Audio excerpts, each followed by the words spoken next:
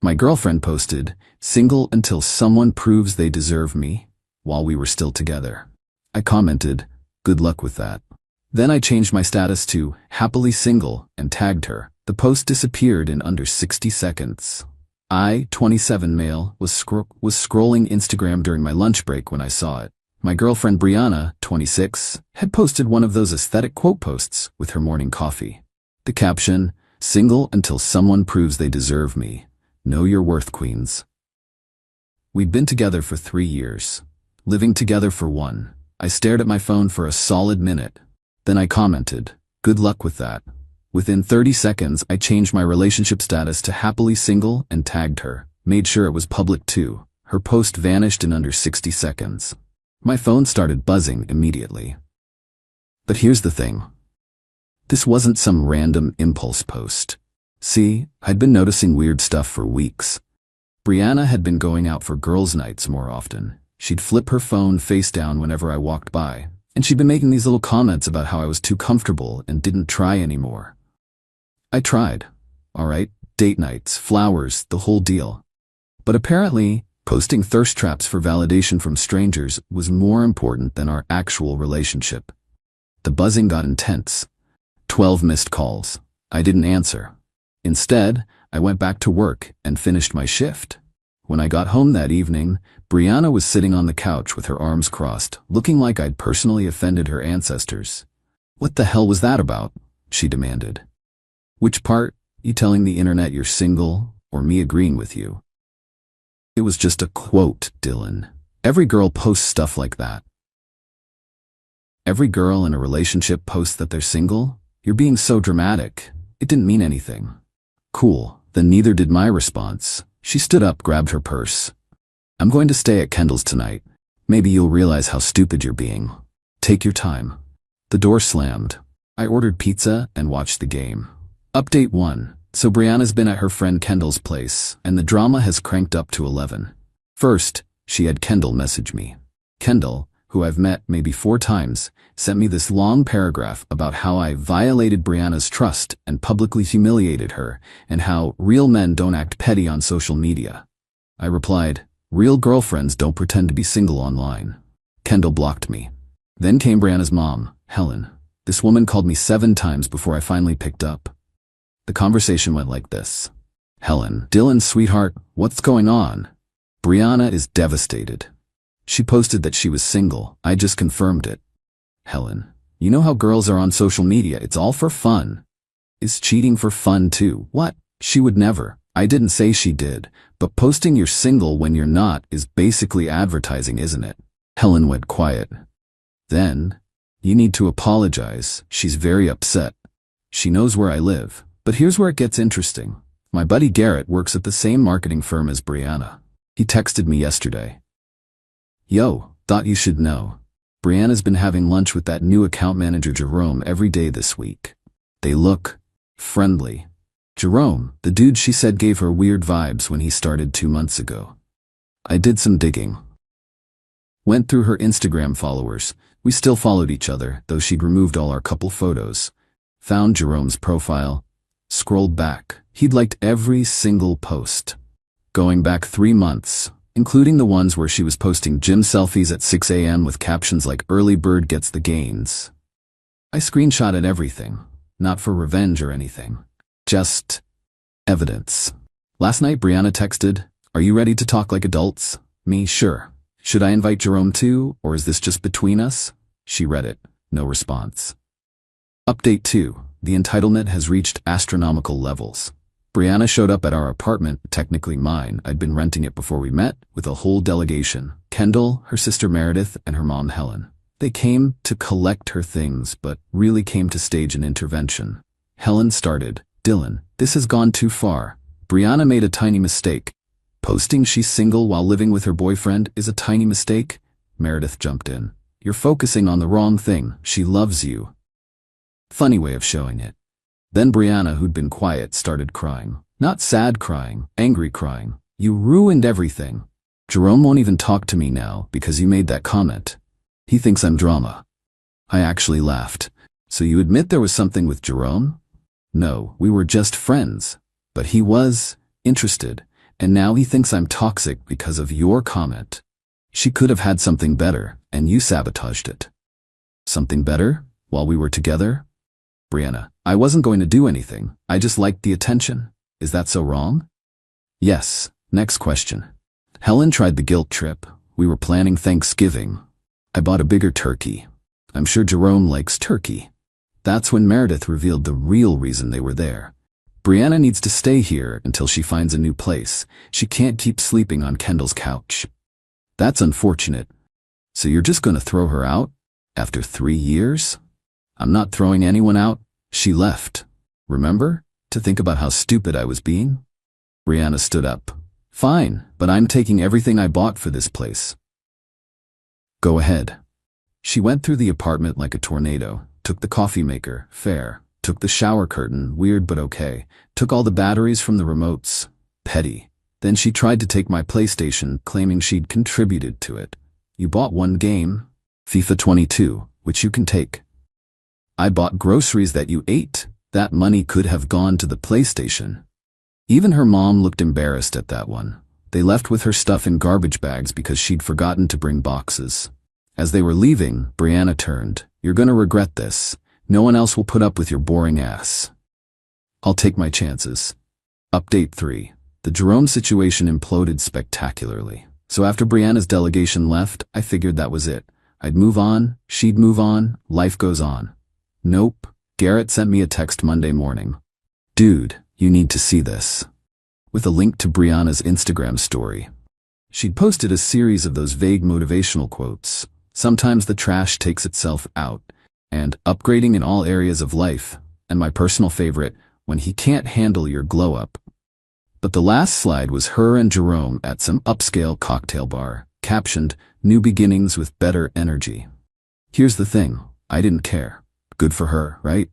Except she'd also tagged the location, and it happened to be the bar where my cousin Toffer works as a bartender.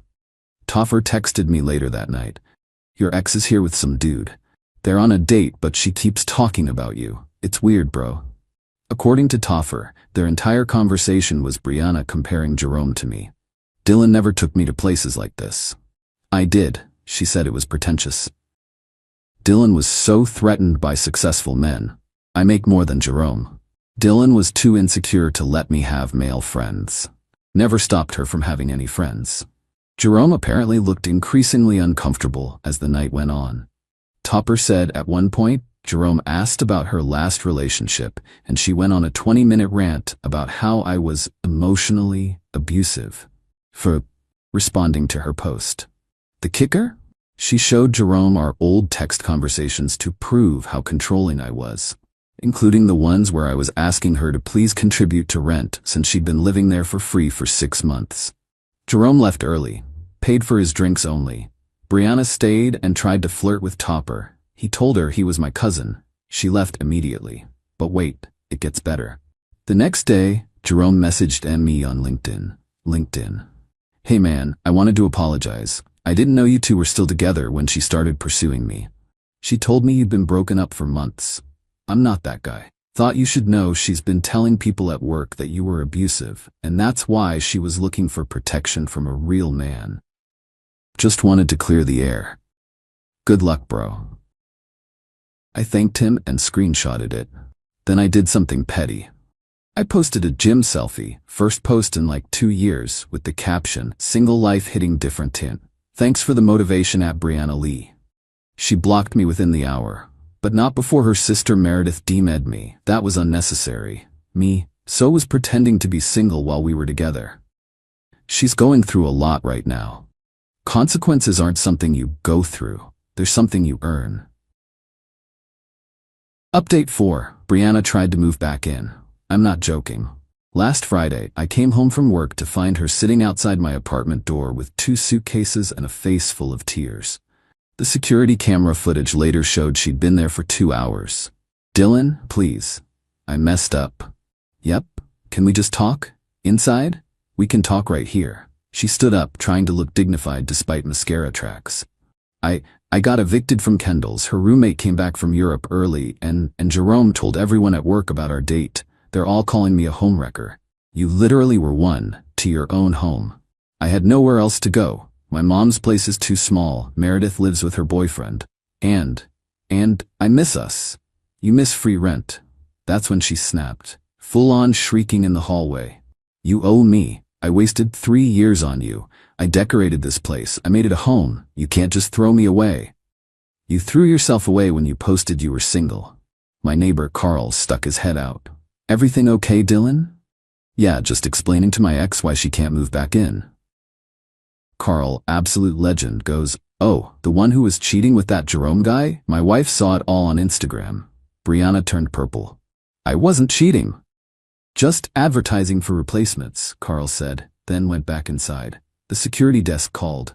Apparently, Brianna had told them she lived there and lost her key. When they called me to confirm, I explained the situation. They sent someone up to escort her out. As security arrived, she tried one last manipulation. I'm pregnant. I actually laughed. No, you're not. How do you know? Because we haven't had sex in 2 months. You were always too tired or not in the mood, remember? The security guard tried not to smirk. As she was being escorted out, she screamed, "You'll never find anyone like me." That's the point. But here's where it gets really good. An hour later, Helen called. How dare you embarrass Brianna like that? She showed up uninvited and lied about being pregnant. She's desperate. You've ruined her reputation. She ruined it herself. She needs a place to stay, not my problem. Helen then hit me with this gem. If you take her back, I'll pay her portion of rent for 3 months. So you're trying to pay me to date your daughter? Silence. That's really sad, Helen. She Hunnel update. The complete meltdown and unexpected conclusion. So after the fake pregnancy stunt, I figured Brianna would finally get the message. Wrong again. She created a whole TikTok series called Dating After Emotional Abuse. I kid you not. She'd filmed these videos talking about healing from narcissistic relationships and recognizing red flags you missed. The red flags she listed: gets upset when you express yourself authentically, aka posting you're single, and isolates you from potential friendships. My sister Remy found them and sent them to me. They had like 200 views each, but Brianna was acting like she was gonna be the next big relationship coach. Then came the group text. Brianna added me to a group chat with her mom, dad, who'd been silent until now, sister, Kendall, and 3 other friends I barely knew. The message: intervention for Dylan's commitment issues and emotional problems. Her dad, Roger, started, "Son, I think you need to man up here." Me, I did. That's why I'm single. See, he's still being hostile. Random friend number 1, Dylan. Brianna told us everything. The gaslighting, the control. Me, post screenshot of her single until someone proves they deserve me. Post. Me, post screenshot of Jerome's LinkedIn message. Post screenshot of her asking to move back in. Then I left the group. Roger called me privately an hour later. I didn't know about the Instagram post. Helen told me you just randomly attacked her online. I'm sorry, son. Brianna, she gets this from her mother. Entitlement. I mean, why do you think I work so much overtime? Then he hung up. But the real finale came last week. I was at the grocery store, minding my business in the cereal aisle, when I heard, "Dylan?" It was Kendall, alone, looking exhausted. "Brianna's been staying with me again," she said without preamble. "She won't leave.